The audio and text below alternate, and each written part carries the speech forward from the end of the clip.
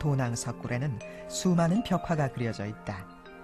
벽화를 모두 전시하면 그 길이가 22km에 이를 정도다.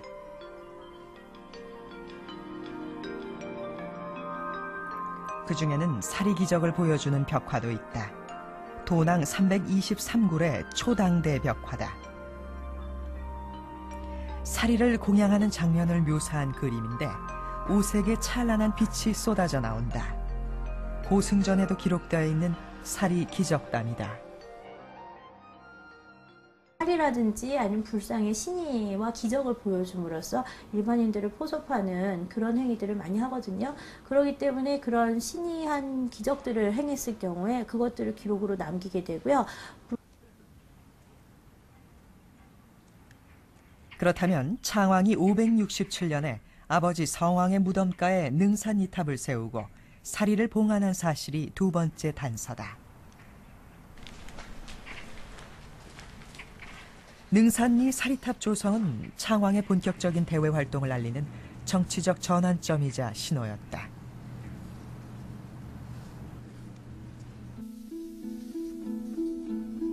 그런데 삼국사기에 왕흥사 사리함을 봉안한 577년 10월 백제가 신라를 기습 공격했다는 내용이 실려 있다. 그것도 변경이 아닌 신라의 주군 깊숙이 쳐들어갔다는 것이다. 주군의 위치는 신라의 서부 지역이다. 지금의 경북 선산과 구미 일대로 신라의 수도 경주로 통하는 관문이다. 더구나 선산과 구미 지역을 장악하면 상주를 거쳐 곧장 한강으로 진출할 수 있는 전략적 요충지였다.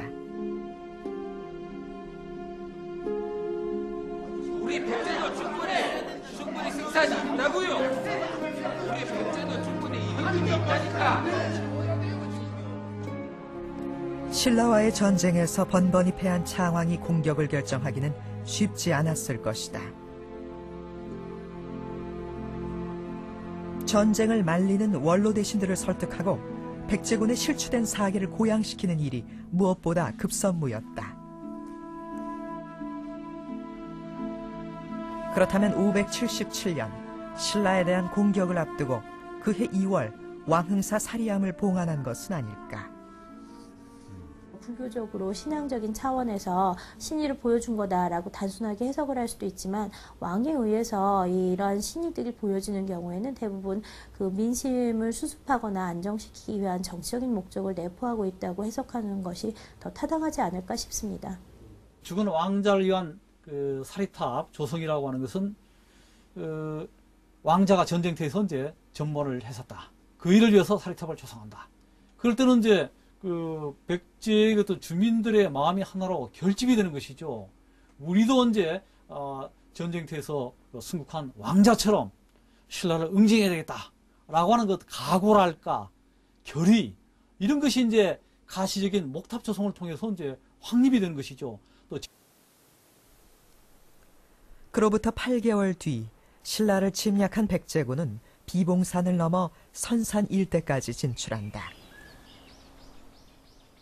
지금도 비봉산 정상에 올라서면 굽이굽이 흘러가는 낙동강 줄기가 한눈에 들어올 정도로 요새 중의 요새다. 잃어버린 땅을 되찾아야 하는 창왕의 백제군도 지켜야 하는 신라군도 한치의 양보가 있을 수 없는 혈전일 수밖에 없었다. 전투 규모로 보면은 일단 그 유도강 9년에 신라 서쪽 변경을 약탈했다는 기사와는 달리 이번 기사는 신라 주9년을 침략했다고 나오고 그 마지막 전투가 있었던 일선주 북쪽에서 보면은 사상자가 3,700이 나오는 걸로 보면은 유도강 9년에 있었던 그 전투보다도 더 큰 규모였고 또 아마 동원된 군사력도 양쪽에서 굉장했을 거라고 생각이 됩니다. 창왕이 신라와의 결전을 8개월 앞두고 전사한 아들을 기리는 왕흥사 사리탑을 세운 것은 단순한 우연이었을까? 신라와의 전투에서 아버지와 아들을 연이어 잃은 창왕은 사리탑을 세우며 무슨 생각을 했을까?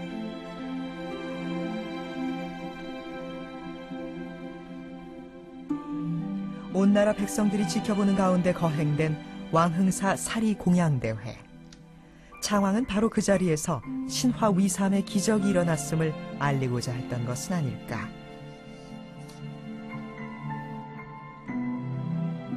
전투에서 승리를 좌우하는 것은 성능 좋은 무기와 병사들의 자신감입니다. 태자 때부터 전장을 누비고 다녔던 창왕은 그 사실을 누구보다 잘 알고 있었을 겁니다. 오랜 세월 절치부심 준비해온 신라와의 결전을 앞두고 진행된 사리봉안식. 당연히 온 나라 백성의 눈과 귀가 이 사리봉안식에 쏠렸겠죠.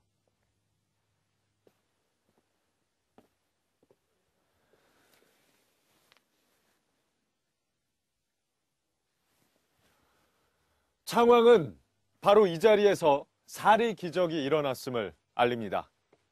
부처의 신통력이 백제를 돕고 있다는 걸 백성들에게 보여준 것이죠.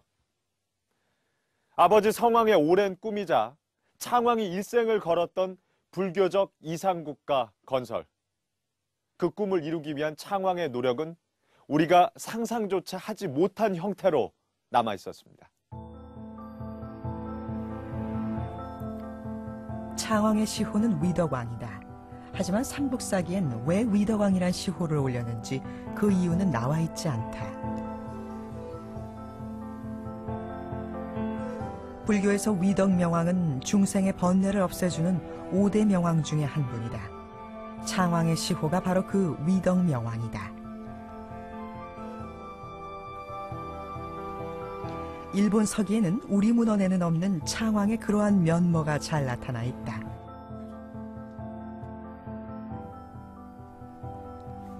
왕흥사 사리암을 봉안한 577년, 창왕은 불상을 만드는 장인인 조불공, 절을 만드는 장인 조사공 등을 오사카에 파견한 것으로 나온다.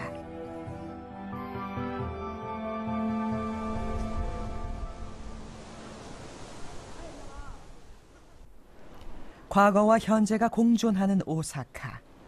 지금도 도심 곳곳에는 백제 창왕이 파견한 사절단의 흔적이 남아있다. 사천왕사는 오사카에서 가장 오래된 유서 깊은 사찰이다. 경내에 들어서면 5층 목탑이 우뚝 솟아있고 금당과 강당이 일직선상에 배치되어 있다.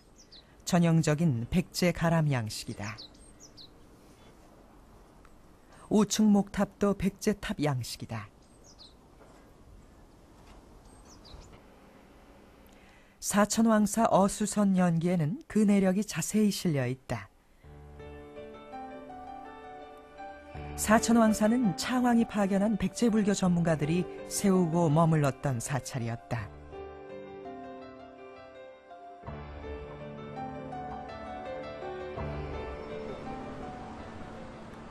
사천왕사 옆에 자리한 금강조는 당시 창왕이 파견한 백제기술자의 후손이 운영하는 불교 건축 전문 기업이다.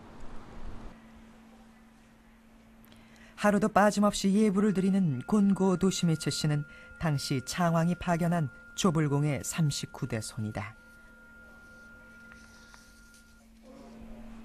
그의 선조는 쇼토쿠 태자의 요청으로 백제에서 건너왔다. 이후 그의 가문은 1400여 년 동안